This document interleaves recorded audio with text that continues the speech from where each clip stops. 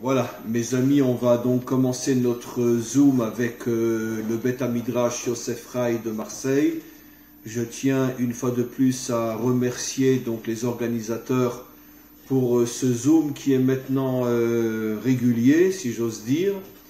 Et je tenais simplement à dire avant de commencer que le cours aujourd'hui ne durera que 3/4 d'heure au lieu d'1 heure parce que j'ai une obligation que je dois absolument accomplir et je ne pourrai donc pas rester 1 heure, mais disons 3/4 d'heure, c'est déjà, grâce à Dieu, très très bien. Ce qui compte, c'est la qualité beaucoup plus que la quantité, comme vous le savez. Je veux aussi dédier le cours de ce soir pour la Refoua Shelema de Maggie Myriam Bat Chana. Voilà. Le sujet qui a été choisi est bien sûr lié à Rosh Hashanah et comme je ne cesse de le dire dans les derniers cours depuis que j'ai commencé à enseigner des notions concernant Rosh Hashanah, on sait que Rosh Hashanah est le jour de la création de l'homme, le 6e jour de la création et non le premier jour de la création. Je voudrais que l'on se pose une question à laquelle on va réfléchir ensemble et que je vais traiter devant vous. Finalement, quand on traduit le mot Adam par homme en français ou dans n'importe quelle autre langue, le mot homme finalement nous éloigne énormément de ce qu'est l'identité adamique véritable, de ce qu'était véritablement Adam. Je voudrais, sans trop insister, sans rentrer trop dans les détails, revenir sur une notion que j'ai expliquée dans pas mal de cours, mais qui est une notion très importante. Je pense que tous ceux qui connaissent un petit peu la Bible et le récit de la création se sont aperçus et comprennent que chaque jour est une création en soi. Sans rentrer trop dans les détails, mais le premier jour, c'est la lumière qui est créée. Le deuxième jour, le maître du monde commence à gérer les eaux. Le troisième jour, apparaît la terre.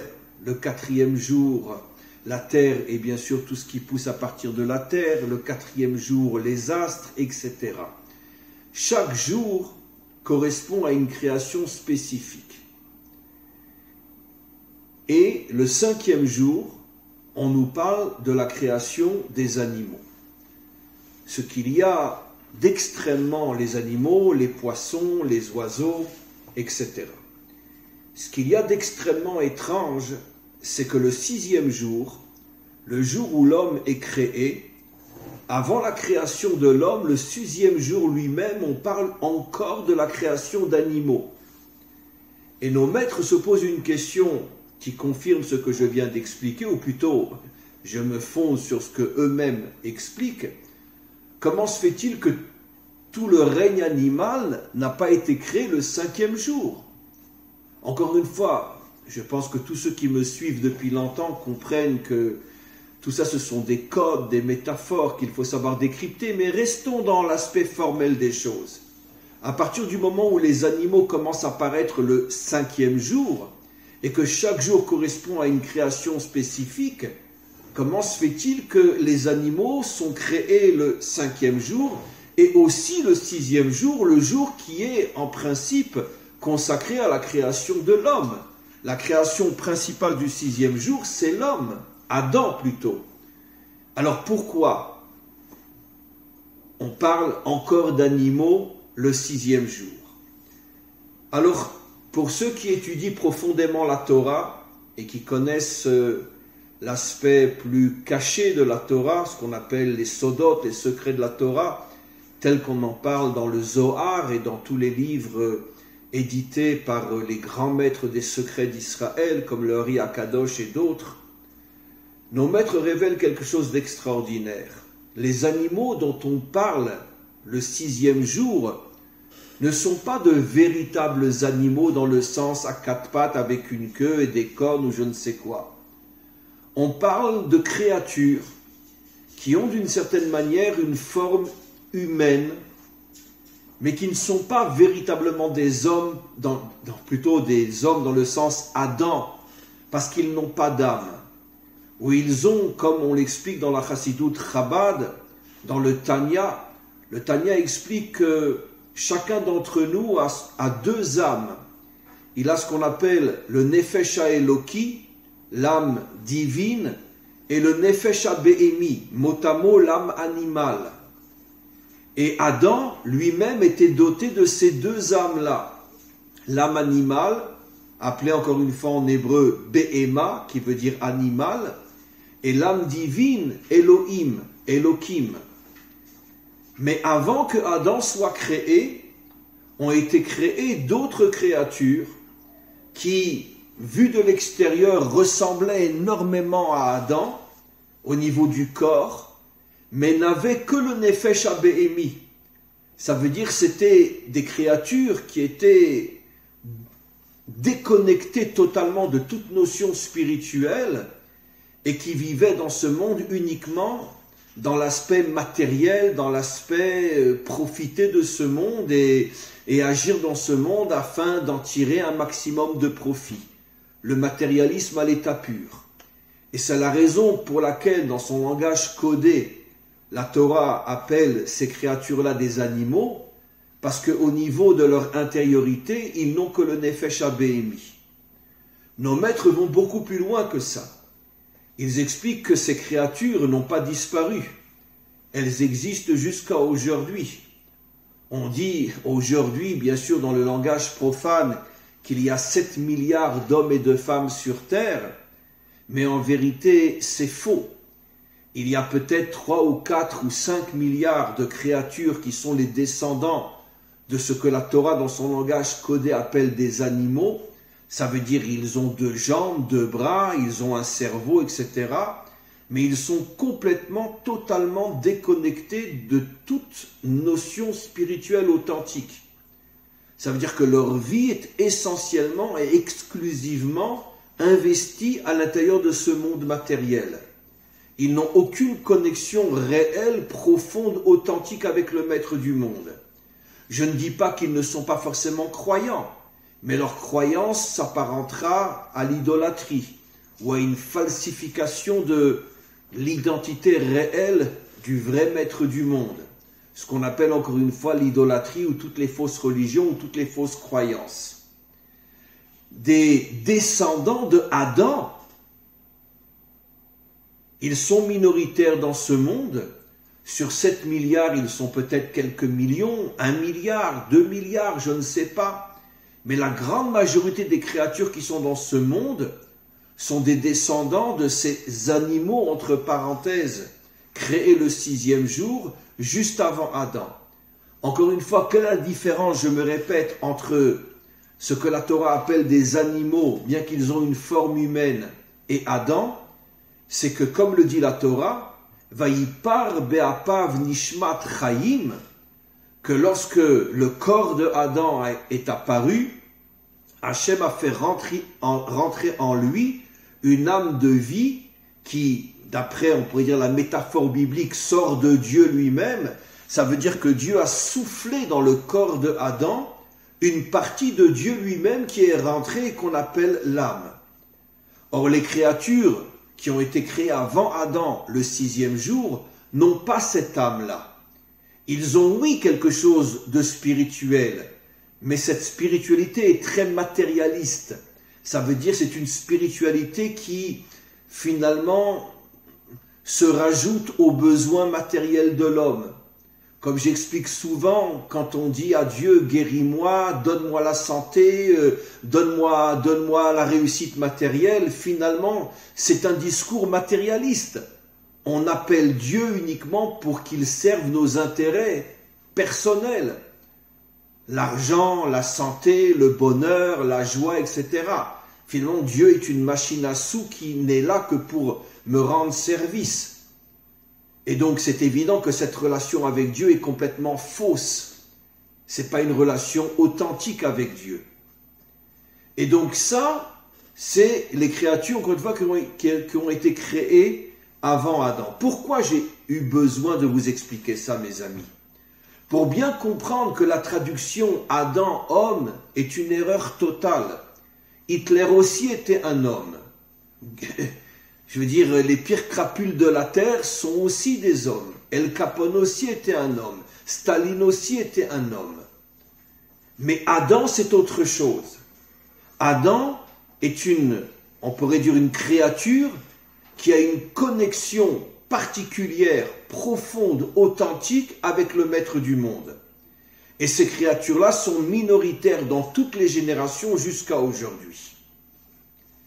Alors, maintenant, on va comprendre pourquoi, selon notre tradition, nous disons que Adam s'est révélé il y a 5700, bientôt Rosh Hashanah. Pour l'instant, on est encore dans l'année 5780, mais dans quelques jours, on va rentrer dans l'année 5781. Ça veut dire on est bientôt à la fin du 6e millénaire. Comment c'est possible? Selon la traduction de ceux qui n'ont aucune connaissance de la Torah, c'est-à-dire 99% de ceux qui malheureusement l'étudient et la falsifient. Comment accepter que le premier homme est apparu il y a 6000 ans? On sait très bien d'après la science et d'après quantité d'autres preuves qu'il y avait des traces de créatures existantes il y a fort longtemps, beaucoup plus que 6000 ans. Mais quand on comprend bien le message de nos maîtres, on comprend que ce n'est pas du tout une contradiction. La Torah ne contredit pas la science. Des créatures à forme humaine, il y en avait bien avant Adam. Mais il y a 5781 ans, s'est dévoilé pour la première fois une créature qui n'avait pas seulement l'aspect matériel, mais qui avait aussi l'aspect spirituel. Malheureusement, à peine s'est-il dévoilé, il a tout de suite été attaqué, il est tombé et il a fauté par ce que la Torah appelle dans son langage codé le Nachash, traduction le serpent. Vous savez tous et vous comprenez tous que c'est absolument inconcevable qu'un serpent est venu faire tomber Adam. C'est un mot codé qui fait allusion au mal qui s'est attaqué à lui. Une des explications parmi des milliards, comme je l'ai souvent dit, pourquoi la Torah appelle le mal le serpent, parce que comme on le sait, le serpent vient sans faire de bruit, il t'attaque, et au moment où il commence à t'étouffer, où il te mord, c'est déjà trop tard, parce qu'il a cette capacité de venir sans que tu le vois, parce qu'il est tout en bas, il se faufile dans les herbes ou derrière les pierres, et au moment où il t'attaque, tu ne peux déjà plus te défendre. Pour nous faire comprendre que le mal véritable nous attaque sans qu'on puisse véritablement voir, comprendre, ressentir qu'on est attaqué par le mal. Et nos maîtres expliquent pourquoi le Nachash est attaqué à Adam, pourquoi le Nachash ne s'est pas attaqué à toutes les créatures, qui étaient peut-être des millions de créatures qui vivaient avant Adam, et peut-être depuis fort longtemps.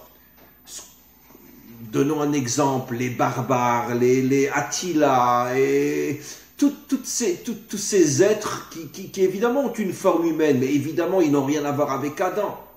Rien à voir avec Adam. Malheureusement, sachez que même dans le monde de la Torah, il y a énormément de rabbanim qui ne savent pas ce que j'explique et qui imaginent que tout le monde sort de Adam. Un jour, j'ai eu on pourrait dire une sorte, je ne sais pas comment expliquer, une petite querelle avec quelqu'un qui avait un rabbin qui avait écouté mon cours et qui m'a dit « Mais comment vous osez dire une chose pareille? Il semblerait que d'après la Torah, toutes les créatures qui existent sortent de Adam. Il n'y a pas des créatures qui ont été créées avant lui. Je parle des créatures à forme humaine. » Et je lui ai dit, et il n'a pas pu me répondre. Je lui ai dit « Mais dites-moi, vous croyez vraiment que Mengele, le médecin de Auschwitz, qui prenait des petites filles ou des petits garçons de 8 ans ou de 10 ans et qu'il les mettait sur une table et qu'il les ouvrait avec un scalpel sans les endormir pour leur faire toutes sortes d'expériences, transformer les hommes en femmes ou les femmes en hommes ou leur rentrer des produits pour voir comment qu'ils réagissaient. Est-ce que vous pensez vraiment que c'est le descendant de Adam créé par Dieu? » Et il n'a pas répondu. Je pense qu'il a compris que finalement c'était impossible et inconcevable d'imaginer que des créatures comme Hitler, comme Staline ou comme Daesh qui, comme on le sait, Daesh coupait des têtes et donnait la tête à leurs enfants pour jouer au ballon, pour jouer au football. Il y avait des vidéos qui ont circulé sur YouTube de ce genre de choses. Quoi, eux, ce sont des descendants de Adam, une créature divine. Donc c'est évident que non. C'est évident que non. Donc Adam n'a rien à voir avec l'homme. Adam est une créature particulière qui malheureusement n'est pas véritablement restée elle-même longtemps parce que tout de suite le Nachash l'a attaqué et l'a fait tomber. Pourquoi le Nachash l'a attaqué et l'a fait tomber? Parce que comme on le sait, selon l'un des enseignements très très profonds de nos maîtres qui explique que le mal ne s'attaque qu'à ceux qui ont la potentialité de pouvoir réparer le monde. Pourquoi le Nachash n'est pas venu faire tomber Hitler ou faire tomber Staline ou les barbares qui vivaient avant Adam? Mais parce que eux servent les intérêts du mal, puisqu'ils sont les représentants du mal. Pas forcément des gens comme Hitler, qui n'est bien sûr pas un descendant de Adam, mais même quelqu'un qui ne fait de mal à personne, mais qui ne vit que de matérialité, l'argent, les plaisirs, s'amuser, etc. Ben, il sert les intérêts du mal, parce que c'est évident qu'un homme comme ça ne va rien faire pour changer le monde, puisqu'il ne sert que son ego. Mais à chaque fois que le mal voit se lever quelqu'un qui a la potentialité de sauver le monde, ça veut dire d'en faire un monde connecté à son créateur, avec tout ce que cela implique, immédiatement le mal s'attaque à lui. C'est ce que disent nos maîtres, Kol hagadol mechavero, yitzro gadol mimeno, en français, plus un homme est grand et plus les forces du mal s'attaquent à lui. C'est pour ça que dès que pour la première fois dans l'histoire, Adam est apparu, tout de suite, le serpent, un mot codé bien sûr, comme je l'ai expliqué, s'est attaqué à lui pour le faire tomber, et d'une certaine manière, effectivement, il est arrivé à le faire tomber, et l'homme authentique, l'homme véritable, ne réapparaîtra qu'avec le Messie, qu'avec le Mashiach, et à ce moment-là, on rentrera dans une nouvelle ère qui est l'ère de la délivrance. Comme je l'explique souvent dans mes cours, l'ère de la délivrance, c'est pas on est sur la plage et on se fait bronzer. Non, c'est une nouvelle histoire qui commence, et j'ai donné souvent un exemple qui est très juste. Toute l'histoire que nous vivons en ce moment, depuis des millénaires, c'est le brouillon avant le propre. C'est-à-dire que la véritable histoire va commencer avec la venue du Mashiach. Ça ne va pas s'arrêter. L'histoire va véritablement commencer à ce moment-là. Israël, les 70 nations, pour construire un monde extraordinaire, et on va passer d'étape en étape et sur des millénaires et voire peut-être même l'infini. On ne peut même pas imaginer ce qui va se passer. Mais pour l'instant, on est dans le brouillon, et dans un sale brouillon, avec toutes les saletés qu'il y a dans ce monde, la débauche, l'idolâtrie, le meurtre, les crimes, la méchanceté qu'il y a dans ce monde. Pourquoi? Parce que la majorité de ceux qui dominent ce monde ne sont pas des descendants d'Adam. Ils font partie de ces fameuses bêtes, mots codés pour désigner des créatures qui n'ont aucune connexion réelle, authentique avec le maître du monde, qui ne vivent que pour servir leurs intérêts et qui détruisent ce monde. Et les plus grandes victimes sont justement les descendants de Adam, qui sont poursuivis par ces gens-là parce qu'ils ne veulent pas que les véritables descendants de Adam puissent se réveiller et avoir la force de prendre ce monde en main pour pouvoir le changer. Donc, encore une fois, mes amis, on vient de comprendre deux choses.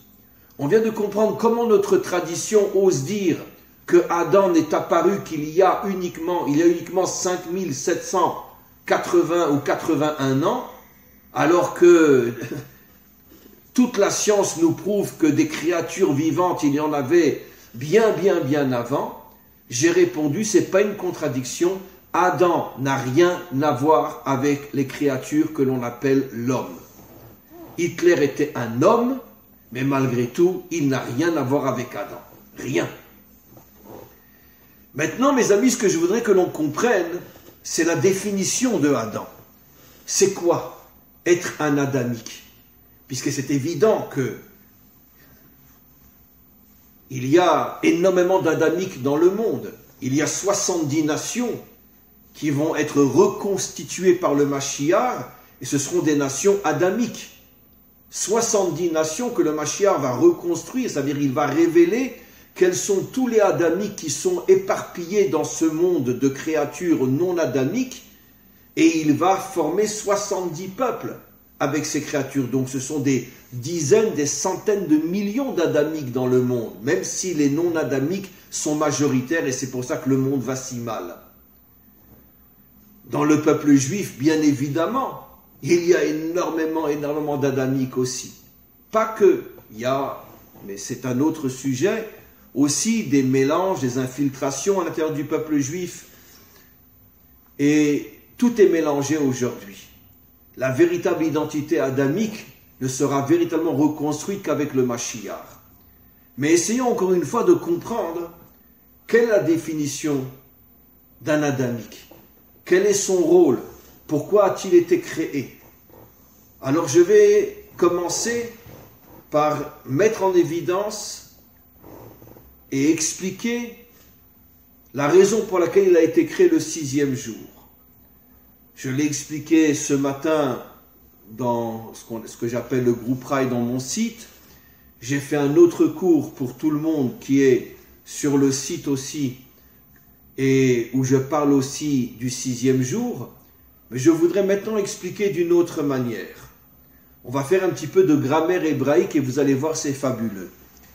Le 6e jour, vous savez qu'en hébreu, chaque lettre de l'alphabet a une lettre qui lui correspond, un chiffre qui lui correspond.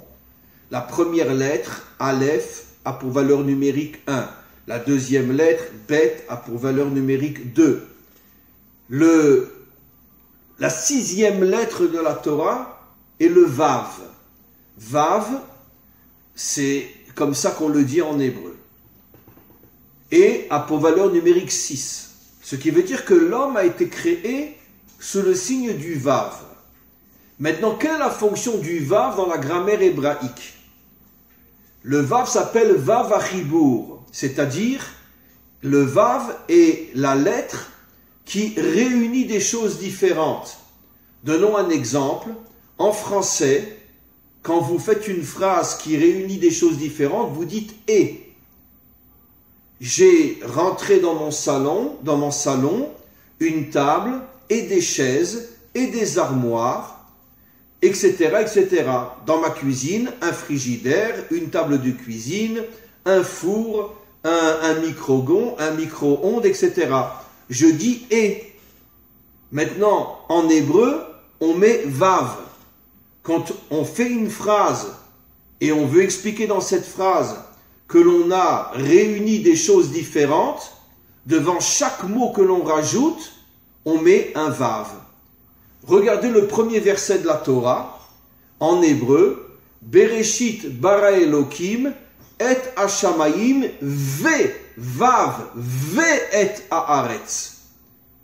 Au commencement, Dieu créa le ciel et la terre. Traduction française, mais en hébreu, ve, vav, ve haaretz. Ça veut dire que le vav a la fonction du et en français. Une table et des chaises, le ciel et la terre. Donc, ce qui veut dire que le vav fait allusion, encore une fois, à la réunion de choses qui sont fondamentalement différentes. Une table et des chaises sont différentes. Un frigidaire et un four sont différentes, mais bien qu'elles sont différentes dans leur fonction, elles se complètent. Regardez, parce que pour pouvoir manger à une table, j'ai besoin d'être assis sur une chaise. Quand j'ai cuisiné dans mon four, après le plat, si j'ai un lave-vaisselle, je le mets dans le lave-vaisselle. Ou bien s'il me reste à manger, je le mets dans le frigidaire. Ça veut dire que le frigidaire est à l'extrême opposé du four. Le lave-vaisselle est à l'extrême opposé du four. Mais d'un autre côté, le lave-vaisselle et le frigidaire viennent compléter quelque chose que le four n'a pas. Le lave-vaisselle va laver le plateau qui a servi à faire cuire des pommes de terre dans le four. Et le frigidaire va servir à garder ces pommes de terre dans le frigidaire si je n'ai pas pu tout manger. Comme les chaises qui vont me permettre de pouvoir manger à table. Vous voyez quelque chose de très intéressant qu'expliquent nos maîtres. Il y a énormément de différences dans ce monde, mais en vérité, quand on a l'œil de la sagesse, c'est facile avec les exemples que j'ai donnés, mais c'est beaucoup plus compliqué quand on élargit cette notion. Mais celui qui a l'œil de la sagesse comprend que chaque différence dans ce monde est le complément de quelque chose d'autre qui est très différent, mais si on arrive à les associer, on comprend qu'ils sont complémentaires. Donnons l'exemple le plus fabuleux que nous donne la Torah. Dès les premiers instants de la création de l'homme et de la femme est très différente de l'homme, puisque la Torah l'appelle Ezer Kenegdo. Elle est là pour l'aider, mais elle est en même temps son contraire. Le mot Kenegdo en hébreu veut dire son contraire, mais d'un autre côté, tout le monde comprend et tout le monde sait que le but de l'homme et de la femme, c'est de se compléter, de fusionner pour ne faire qu'un. Comme le dit la Torah, Veiyu les Bassar Echad, ils deviendront un seul être. Pourtant, c'est clair que l'identité féminine et l'identité masculine sont très différentes. C'est ce qui fait toutes les tensions et toutes les difficultés dans un couple. Mais d'un autre côté, toutes ces tensions, toutes ces difficultés ont pour but de nous amener à l'unité à l'intérieur du couple. Et donc, ce principe-là est vrai partout. C'est évident que les Français sont très différents des Russes, et les Russes sont très différents des Chinois, et les Juifs sont très différents des chrétiens, et les chrétiens sont très différents des musulmans, et les musulmans sont très différents des bouddhistes, etc., etc. Mais en vérité, il y a dans chaque différence quelque chose qui est positif, qui va venir compléter ce qu'il manque à l'autre. Pourquoi il n'y aurait pas que des Juifs sur terre? Pourquoi il y a 70 autres nations? Et pourquoi 70 autres nations? Il y aurait pu avoir les Juifs et une autre nation. Non! Parce que chaque nation apporte quelque chose que les 69 n'ont pas et que même Israël n'a pas. Israël n'a pas tout. Israël a un rôle important dans ce monde, mais il n'a pas tout. Il a besoin lui-même des 70 nations qui vont compléter énormément de choses que Israël n'a pas. Et pareil, à l'intérieur des 70 nations, chaque nation va compléter quelque chose que l'autre nation n'a pas. Malheureusement, comme l'homme est prisonnier de son ego, et que l'homme, finalement, est tombé à l'intérieur de sa prison d'orgueil, il s'imagine que c'est lui qui a raison, que c'est lui qui détient tout, et il n'accepte pas la différence. Et c'est pour ça qu'il n'a pas ce que j'appelle moi l'œil de la sagesse, pour comprendre que l'autre qui est différent est là pour compléter ce que tu n'as pas. C'est ça finalement le monde de la délivrance, quand le Mashiach se dévoilera, où il arrivera à montrer comment chaque partie de ce monde complète l'autre, et comment en vérité le monde peut s'unir à partir du moment où tu ne vois plus uniquement la différence, mais tu vois comment la différence complète ton manque. C'est très beau d'avoir des mets magnifiques sur une table, mais si tu n'as pas de chaise pour t'asseoir, comment tu vas faire pour manger? Etc., etc. Des exemples simples, mais qu'on peut appliquer à tous les niveaux. Donc maintenant, on a compris pourquoi l'homme a été créé le 6e jour. Le 6e jour qui fait allusion à la lettre Vav. Le Vav qui fait allusion à la lettre qui réunit les différents. Une table et des chaises, et un four, et un frigidaire, le ciel et la terre, un homme et une femme, Israël et les nations, le ciel et la terre, l'âme et le corps, le spirituel et le matériel, et l'union des contraires.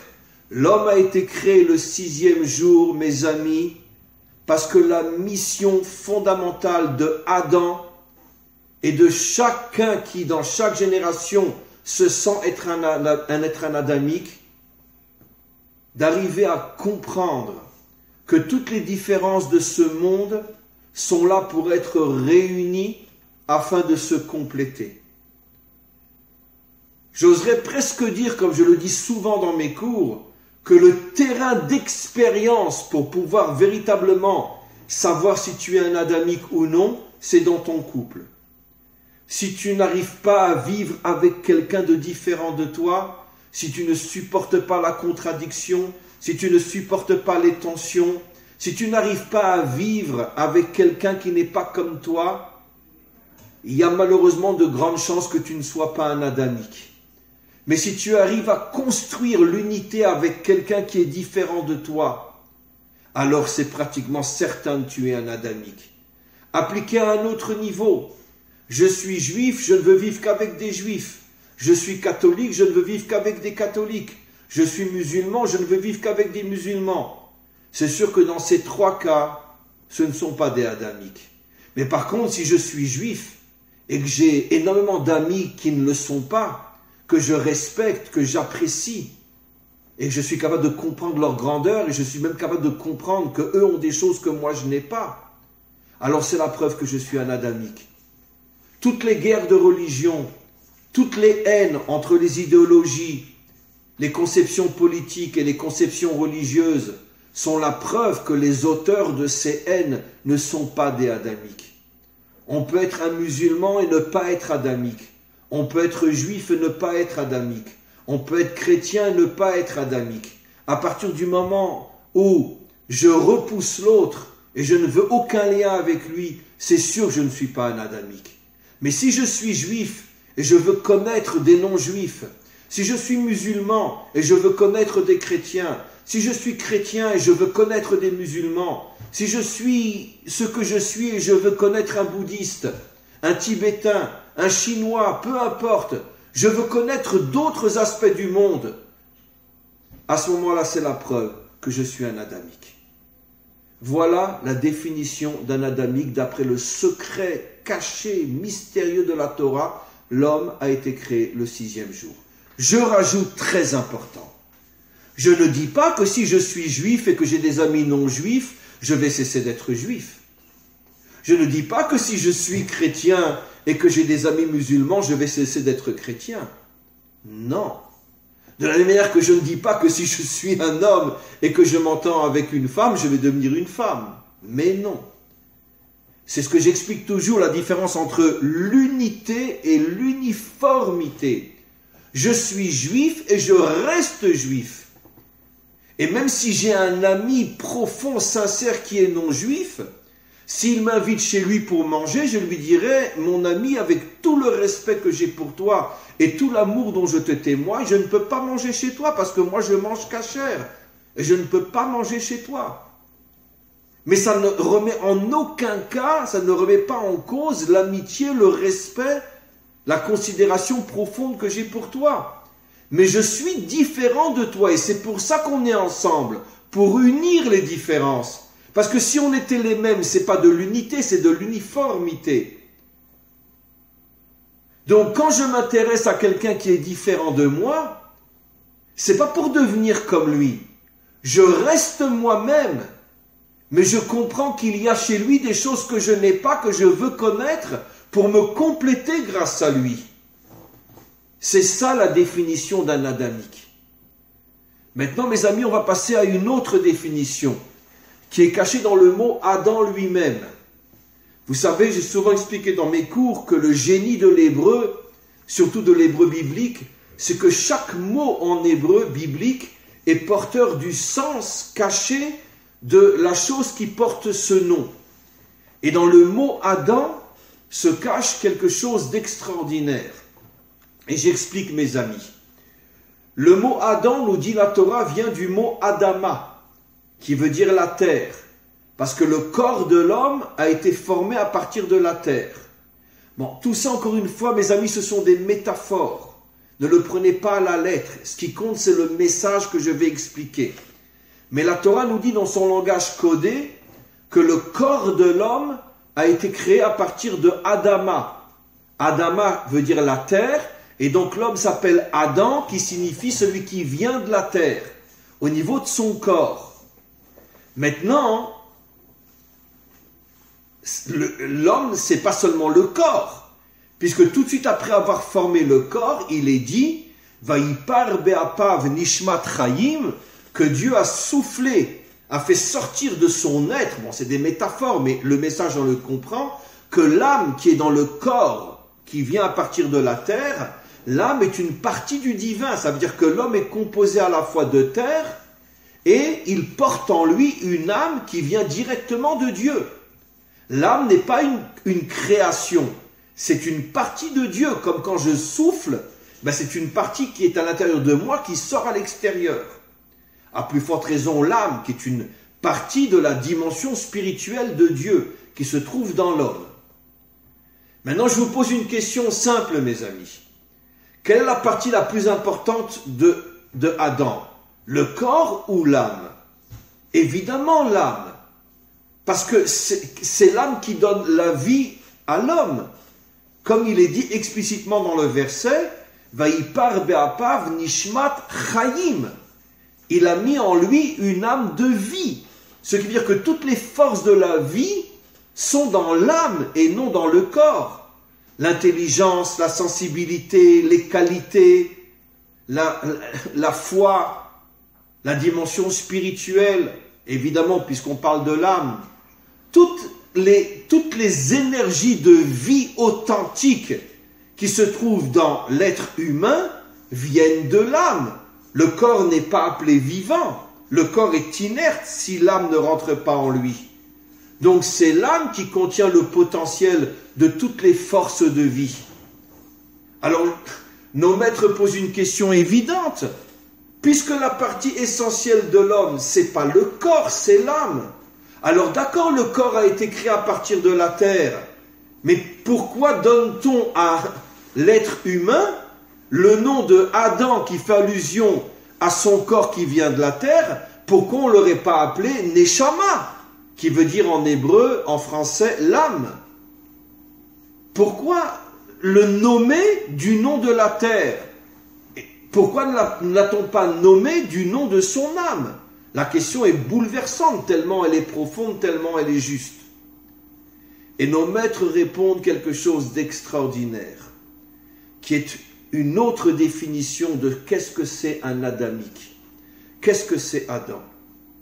L'homme a été créé pour révéler la dimension spirituelle authentique dans le monde de la matière. C'est-à-dire que, comme je le dis souvent, la Torah authentique est à l'extrême opposé de toutes les religions.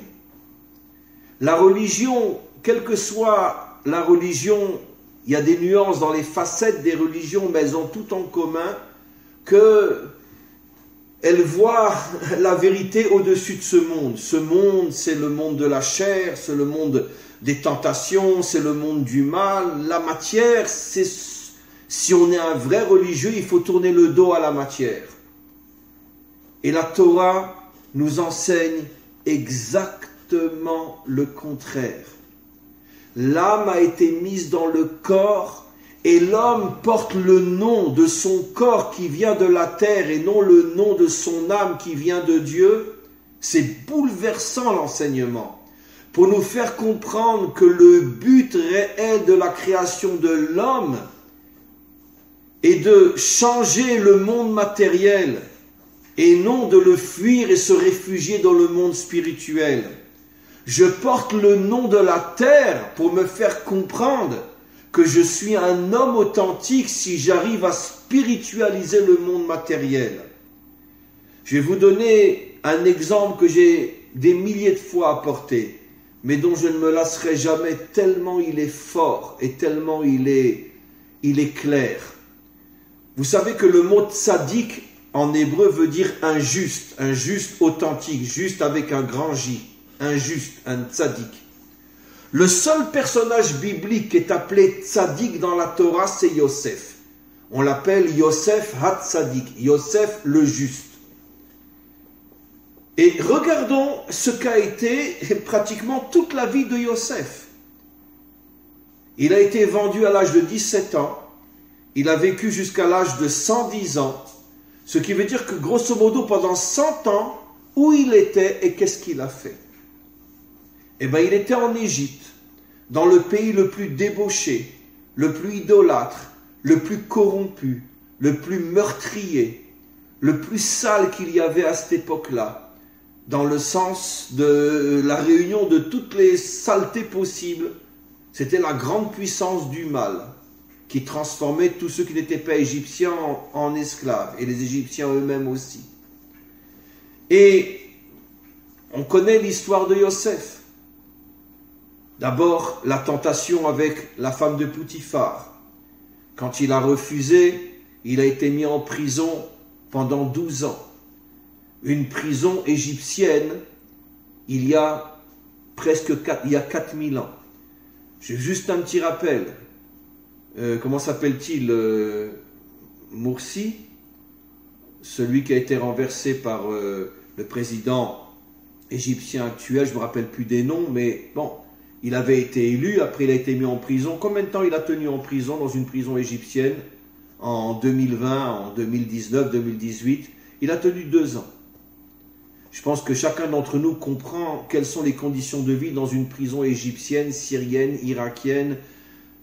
On ne peut même pas imaginer. Même pas imaginer. Je ne sais pas si vous l'avez... Non, je ne pense pas que vous l'avez vu en France, ça a été censuré. Mais récemment, on a vu dans les journaux des révélations qui ont été faites sur ce qui se passe dans les prisons iraniennes. Toutes les femmes qui sont dans les prisons iraniennes sont violées entre 50 et 100 fois par jour, jusqu'à ce qu'elles en meurent. Mais ça, bien sûr, personne ne le sait en Europe. Et comment on appelle ça, les gardiens de prison s'amusent, ils ouvrent la prison, ils rentrent 10, 20, toute la journée, ils violent, jusqu'à ce qu'elles en crèvent.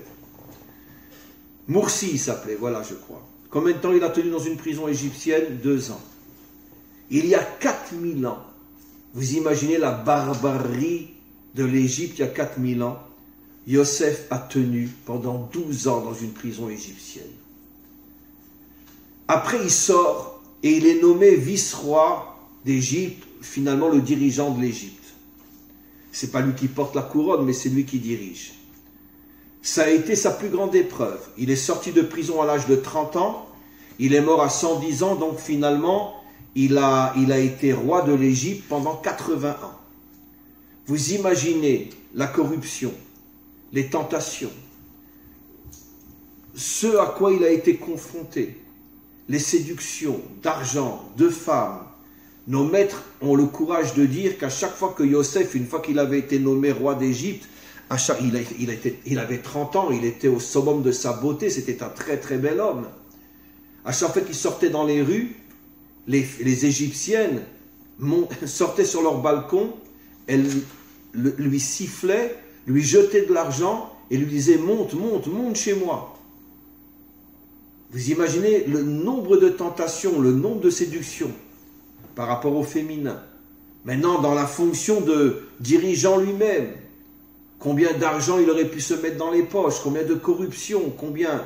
Et puis, étant dirigeant de l'Égypte, comment qu'il a fait pour ne pas tomber dans l'idolâtrie aussi? Ça veut dire que cet homme-là, il a traversé toutes les obscurités qu'on peut traverser dans une vie. Les tentations du pouvoir, les tentations des femmes, les tentations de l'argent, l'obscurité, le désespoir inimaginable dans une prison égyptienne pendant 12 ans. Il a vécu les tentations du bien et les tentations du mal, ou le désespoir du mal. C'est pour ça qu'on l'appelle Yosef Hatzadik. Mes amis, un juste authentique, c'est pas celui qui passe son temps dans un monastère ou dans une synagogue. Ça, c'est pas un juste. C'est quelqu'un de bien. Il fait de mal à personne. Mais c'est pas un juste. Un juste, c'est quelqu'un qui est dans ce monde, qui est confronté à toutes les difficultés de ce monde et qui ne tombe jamais. Excusez-moi l'expression, mais un juste, c'est quelqu'un qui est, par exemple, à la tête d'une grosse société, qui a 10 secrétaires, qui sont toutes jeunes, et que ça ne lui est même pas venu à l'esprit de tromper sa femme pour partir avec une de ses secrétaires. Je ne dis même pas qu'il l'a fait, ça ne lui est même pas venu à l'esprit. Et pourtant, tous les jours, il se retrouve avec 10, 15 jeunes femmes dans son bureau ou dans sa société, et il reste fidèle, droit, propre. En tant qu'homme d'affaires, on lui propose des combines, des mauvais coups, il peut gagner des millions d'euros. Non, je refuse, c'est pas propre. Ça, c'est injuste. C'est pas celui qui vit en marge du monde, dans un monastère ou dans une synagogue. Non. Le juste est celui qui est dans ce monde et qui ne tombe pas. Et si malheureusement une fois il tombe, il se relève tout de suite. Il ne reste pas dans son erreur. Il fait teshuva, il répare. Ça, c'est la raison pour laquelle le seul qui est appelé tzaddik dans toute la Torah, c'est Yosef. Parce que personne n'a eu autant d'épreuves inimaginables comme Yosef et il n'est jamais tombé. Maintenant, vous comprenez, mes amis, pourquoi l'homme est appelé du nom de la terre et non du nom de son âme. Pour nous faire comprendre que tu ne peux pas réussir ta vie en tant qu'homme si tu n'es pas confronté à toutes les épreuves, à toutes les tentations, à tous les mensonges de ce monde, parce que tu vis dans ce monde et malgré tout tu es plus fort que ce monde, tu ne tombes pas. Ça, c'est un homme authentique. De là, vous ferez vite la différence entre un non-adamique et un adamique. Parce qu'un non-adamique, si on lui propose de mettre une petite signature pour gagner 1 million d'euros, en sachant qu'il vole, il n'hésitera pas à mettre sa signature, 1 million d'euros. Si sa secrétaire lui fait un joli clin d'œil, il n'hésitera pas non plus. Et ainsi de suite. Un non-adamique ne peut en aucun cas résister à toutes les tentations de ce monde. Mais un adamique authentique sait qu'il est dans ce monde pour être plus fort que ce monde. Comment il peut être plus fort que ce monde? Parce qu'il porte en lui cette âme divine qu'il arrive à réveiller, à sentir et qui lui permet justement d'être au-dessus de ce monde tout en étant dans ce monde. Ce qui veut dire que, mes amis, pour conclure, on a donné les deux définitions dans le cours d'aujourd'hui, bien sûr. Il y a des dizaines d'autres aspects. Mais dans le cours d'aujourd'hui, on a expliqué, et je conclus en le répétant, quelles étaient les deux dimensions qui construisent l'identité d'un homme authentique, un adamique. La première chose, c'est le Vav. Il a été créé le 6e jour.